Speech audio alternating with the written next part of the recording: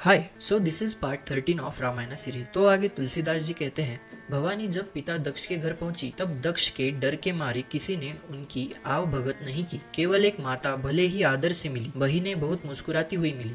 दक्ष ने तो उनकी कुछ कुशल तक नहीं पूछी। सती जी को देखकर उल्टे उनके सारे अंग जल उठे। तब सती ने जाकर यज्ञ देखा तो वहाँ कहीं शिवजी का भाग दिखाई नहीं दिया। तब शिवजी ने जो कहा था वह उनकी समझ में आया। स्वामी का अपमान समझकर सती का हृदय जल उठा। पिछला पति परित्याग का दुख उनके हृदय में उतना नहीं व्यापा था जितना महान दुख इस समय पति अपमान के कारण हुआ। यद्यपि जगत में अनेक प्रकार के दारुण दुख है, तथापि जाति अपमान सबसे बढ़कर कठिन है। यह समझकर सती जी को बड़ा क्रोध हुआ। माता ने उन्हें बहुत प्रकार से समझाया, परंतु उनसे शिवजी का अपमान सहा नहीं गया। इससे उनके हृदय में कुछ भी प्रबोध नहीं हुआ। तब वे सारी सभा को हठपूर्वक डांटकर क्रोध भरे वचन बोली, हे सभासदों और सब मुनीश्वरों, सुनो। जिन लोगों ने यहाँ शिवजी की निंदा की या सुनी है, उन सबको उसका फल तुरंत ही मिलेगा और मेरे पिता दक्ष भी भली भांति पछताएंगे। जहाँ संत, शिवजी और लक्ष्मीपति श्री विष्णु भगवान की निंदा सुनी जाए, वहाँ ऐसी मर्यादा है कि यदि अपना वश चले तो उस निंदा करने वाले की जीभ काट ले, और नहीं तो कान मूंद कर वहाँ से भाग जाए। त्रिपुर दैत्य को मारने वाले भगवान महेश्वर संपूर्ण जगत की आत्मा है। वे जगत पिता और सबका हित करने वाले हैं। मेरा मंद बुद्धि पिता उनकी निंदा करता है और मेरा यह शरीर दक्ष ही के वीर्य से उत्पन्न है। इसीलिए चंद्रमा को ललाट पर धारण करने वाले वृष केतु शिवजी को हृदय में धारण करके मैं इस शरीर को तुरंत ही त्याग दूंगी।